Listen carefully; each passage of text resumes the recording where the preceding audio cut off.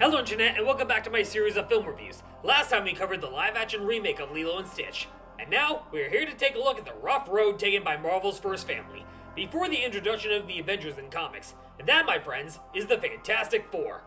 I will be covering the 3 movies released by 20th Century Fox, starting with the 2005 original, which we're going to take a look at in this video. And yes, I said 3. This will include the bane of my existence, 2015's Fantastic Four, or Fan-4-Stick, or as I like to call it, Fan-Fuck-Up 4. This will be the lead up to the next film to attempt to do the characters justice, the Fantastic Four First Steps. Before we begin, let's go over a brief history lesson on the Fantastic Four. They were first introduced in 1961 as Marvel's first family.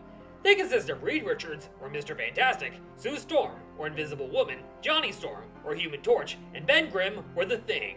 The four are exposed to cosmic rays during a mission to space, and are given superpowers. Mr. Fantastic is the leader of the four, and can stretch his body as if he was Monkey D. Luffy or Elastigirl from The Incredibles. Invisible Woman, as her name implies, can turn invisible and create force fields, like Violet from The Incredibles. The Human Torch is a firebender, and can fly after engulfing his entire body into flames, like Jack from The Incredibles. And the Thing has superhuman strength, durability, and endurance, like Mr. Incredible from The Incredibles. Are you noticing a pattern here? They have a large rogues gallery of villains like Dr. Doom, Galactus, and they often encounter the Silver Surfer. Did somebody say Silver Surfer? No, dipshit! That's not what David means by Silver Surfer! Also, you look ridiculous in that outfit! All the male Sonic characters had to wear outfits in Mario and Sonic at the Tokyo 2020 Olympic Games. Even you, Shadow! Wanna know what outfit makes you look even more ridiculous? Your fucking aqua-colored bathrobe! I thought you were gonna say my Green Lantern cosplay! That too, Pothead the Porcupine! Fuck off, Shadow! Somehow I knew Silver would show up getting ready to ride waves as if he were in the Tokyo Olympic Games. Anyway, back onto the Fantastic Four. Marvel's first family had a rough road when it came to movies. In 1986, German film studio Constantin Film bought the film rights to the characters and created a low-budget film in 1994 produced by B-movie director Roger Corman. This movie starred Alex Hyde White as Mr. Fantastic, Rebecca Stabb as Invisible Woman, Jay Underwood as Human Torch, and Michael Bailey Smith as The Thing. This movie went unreleased, and for a good reason! Eventually, the rights to the Fantastic Four were sold to 20th Century Fox, which would later become 20th Century Studios from 2020 onwards. And this is where the Fantastic Four had a rocky start before they could take their first steps. God damn it, Barb! The rocky start begins with a film aptly named Fantastic Four, which was released on July 8, 2005, and directed by Tim Story, director of such films as Barbershop, Ride Along 2, Shaft from 2019, and 2021's Tom and Jerry. This film stars Ioan Gruffudd as Mr. Fantastic, Jessica Alba as Invisible Woman, Michael Chiklis as The Thing, and Captain America himself, Chris Evans as Human Torch. Chris Evans would later return to the role of Human Torch in Deadpool and Wolverine. We also have Julian McMahon as Victor Von Doom, or as he's best known, Dr. Doom. This role would eventually be portrayed by Toby Kebbell in the 2015 film which I have so rightfully dubbed Fan-Fuck-Up 4, and would eventually be portrayed by Robert Downey Jr. in Avengers Doomsday. And fun fact, Julian McMahon is the son of William McMahon, the 20th Prime Minister of Australia. This video will contain spoilers to 2005's Fantastic Four, so if you haven't seen it yet, it's on Disney Plus for you to check out. So sit back, relax, get your flame on, and get ready for some good old clobbering time. This is the 2005 version of Fantastic Four. Dr. Reed Richards and Ben Grimm are lifelong friends, and they convinced Dr. Victor Von Doom, the CEO of Von Doom Industries, to allow him access to his space station to test the effects of cosmic storm clouds, in which everyone ends up getting their abilities from. Sue Storm is Reed's ex-girlfriend, and her brother Johnny is a bit of a jackass. Chris Evans made a good Human Torch back in the day, but he'll always be Captain America to me. However, Chris Evans was not the first Johnny Storm actor to be redeemed in the MCU, as Michael B. Jordan would later go on to portray Killmonger in Black Panther, right before Joseph Quinn stepped into the role. Johnny is very reckless and is prone to making poor decisions, such as going snowboarding in the Colorado Rockies when he still needs to be tested on, or just Johnny being Johnny, and making a snarky remark when the nurse takes his temperature, and it's off the charts. Oh, you're hot. Why, thank you, so are you. The four of them, along with Victor Von Doom, go to the space station to study the cosmic clouds, but the clouds arrive ahead of schedule, and things quickly go haywire, and they each get powers. Reed Richards can stretch like rubber as if he beat Luffy into eating the gum-gum fruit. Johnny's body bursts into flames as if he beat Porcus the Ace into eating the flame fruit. Sue turns invisible and creates force fields like Violet from The Incredibles, and Ben's skin turns into solid rock. After the whole operation in space goes tits up, Victor gets the short end of the stick as he gets backlash from his stockholders due to the publicity from the botched expedition. And I'm just gonna say this right now. The effects for this film are dated as hell. It looked impressive in 2005, but now it just looks as off-putting as the effects on MODOK in Ant-Man and the Wasp: Quantumania. Oh, how special effects went backwards in time. And there's a major difference between Ben Grimm and Deadpool. I mean, yes, both Ben Grimm and Wade Wilson's appearance changed for the worse, but Vanessa accepted the new changes.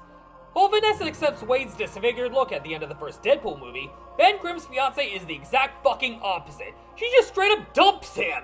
The Fantastic Four don't really do much in this movie. They only save the day in 2 scenes, and they spend the rest of the movie either sitting around doing nothing, or doing dumb things with their superpowers, like Mr. Fantastic going number 2 and grabbing toilet paper, or Johnny being a show-off with his flame powers. That's one of my only gripes with this film. That, and the dated special effects. And I'm not too particularly fond of Jessica Alba as Sue Storm. She just doesn't scream Sue Storm, unlike Vanessa Kirby in the Fantastic Four First Steps. And on the Brooklyn Bridge, Ben Grimm is just sitting there being down in the dumps depressed, all because he looks hideous and that his fiance dumped him. And after a pigeon shits on his shoulder, Ben tries to stop a guy from attempting suicide. Unfortunately, this causes a pileup that causes a lot of damage. But then, Reed, Sue, and Johnny arrive at the scene and contain the damage and save lives. And thus, they are hailed as heroes, the Fantastic Four. As for how they got their codenames, it was after Johnny was just being Johnny. He calls himself the Human Torch, his sister the Invisible Woman, he calls Reed Mr. Fantastic, and he calls Ben the Thing. And I don't think he got that name from the classic John Carpenter horror movie from 1982. Ben Grimm just spends the entire movie with clinical depression ever since he became the Thing. Which makes sense given his rage issues, lashing out at Johnny, that his fiancée dumped him, and removed her engagement ring from her finger. I feel that Deadpool handled this concept way better. Deadpool was afraid that his fiancée would do the same thing to him. That's why he distanced himself from her, to protect her. Ben, on the other hand, doesn't even bother to protect his fiancée. He just spends the next half of the movie feeling terrible about himself, and hating the world because of the way he looks. But he does meet a blind lady named Alicia Masters, played by Kerry Washington. Eventually, Ben and Alicia fall in love towards the end of the movie, and she'll be seen again in Fantastic Four: Rise of the Silver Surfer. After the heroics of the Fantastic Four on the Brooklyn Bridge, Victor exploits the headlines to his stockholders, but they pull out of Von Doom Industries. But you can't do this to me. I started this company. You know how much I sacrificed?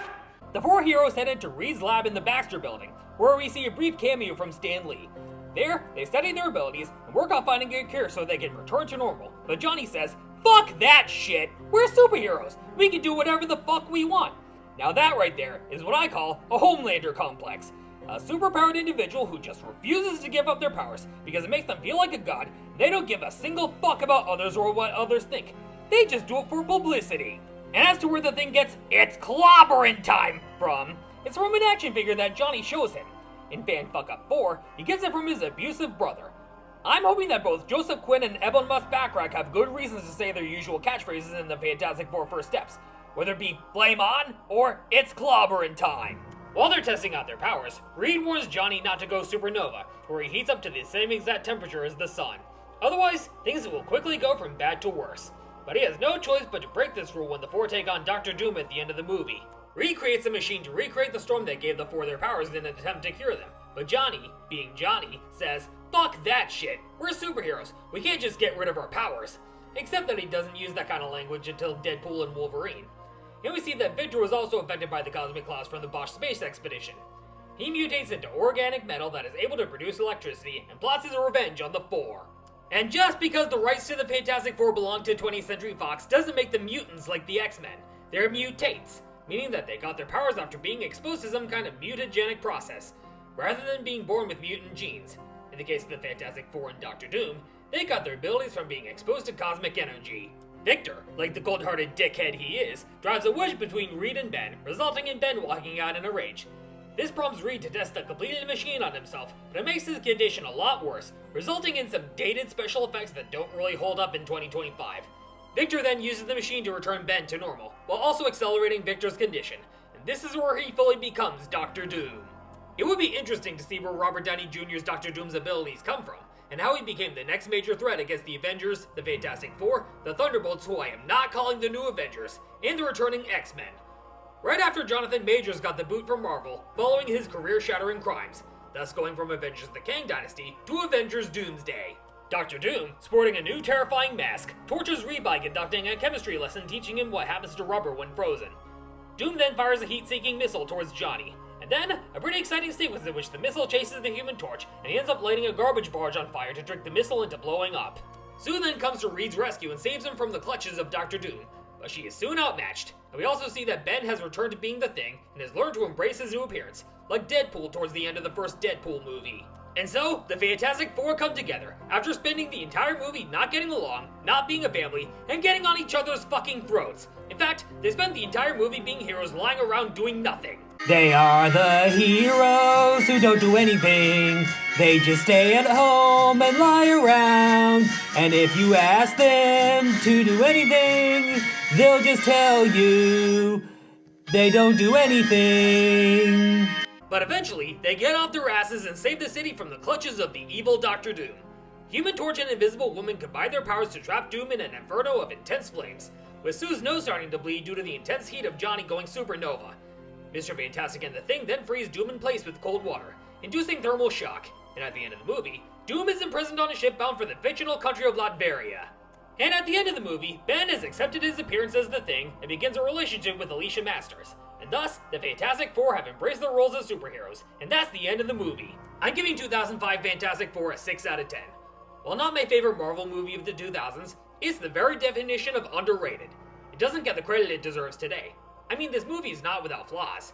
It's by no means a perfect film, even though it's my favorite Fantastic Four film to come out at 20th Century Fox, before Pedro Pascal, Vanessa Kirby, Joseph Quinn, and Ebon Moss-Bachrach took over the roles of the Four in the Fantastic Four First Steps. My only gripes with this movie is that I'm not the biggest fan of Jessica Alba, and the dated special effects, and the fact that the Fantastic Four themselves hardly do anything outside of using their powers for random things, like going to the fucking bathroom and being show-offs with their powers. Kinda like me being a show-off with whistling. But I would definitely say that Ioan Gruffudd is my favorite Mr. Fantastic between him, Miles Teller, and John Krasinski in Doctor Strange in the Multiverse of Madness. But I am very excited to see Pedro Pascal take over the role in the Fantastic Four First Steps. Ioan Gruffudd definitely looks the part of Mr. Fantastic, and so does Michael Chiklis as the Thing. Chris Evans made a good Human Torch, 6 years before taking up the vibranium shield of Captain America, 5 years before going up against Scott Pilgrim as one of Ramona's evil exes in Scott Pilgrim vs. the World, and 17 years before voicing Buzz Lightyear in a spin-off movie that nobody asked for. The only member of the four I'm not particularly fond of is Jessica Alba as Invisible Woman. Julie McMahon's Dr. Doom kinda reminded me of Willem Dafoe's Green Goblin in a way, and he was really damn good in the role of Dr. Doom. However, we can all agree that the entire 2015 cast was absolutely fucking awful, and you'll see why after I cover the next movie I'm gonna talk about after this. And for Fan Fuck Up 4, I'm gonna need to figure out which strong alcoholic drink I'm gonna have to review that movie. For X-Men Origins Wolverine, I drank an entire bottle of gin. For the Ghostbusters reboot that doesn't exist, I had an alcoholic version of the Ecto Cooler. For Dark Phoenix, it was an entire bottle of Knob Creek whiskey. And for Suicide Squad, I had the Mercarita. So not only will I need to go to the bar to pick up a strong alcoholic drink, but I'm also gonna have my Wolf OC go to a local church to cleanse my soul, my spirit, and my sanity. And I don't give a single fuck if I wear my blue bathrobe to that church. But I agreed to torture myself with that movie, so there's no backing out now. So all in all, 2005's Fantastic Four is underrated. The cast did good in their roles, but the effects were dated as hell, and the heroes only saved the day twice. But other than that, it's a solid film that sadly doesn't get the credit it deserves. It's on Disney Plus for you to check out. With that said, stay tuned for my upcoming review of Fantastic Four Rise of the Silver Surfer coming soon, as well as the live-action remake of How to Train Your Dragon. Till then, I'll see you all next time.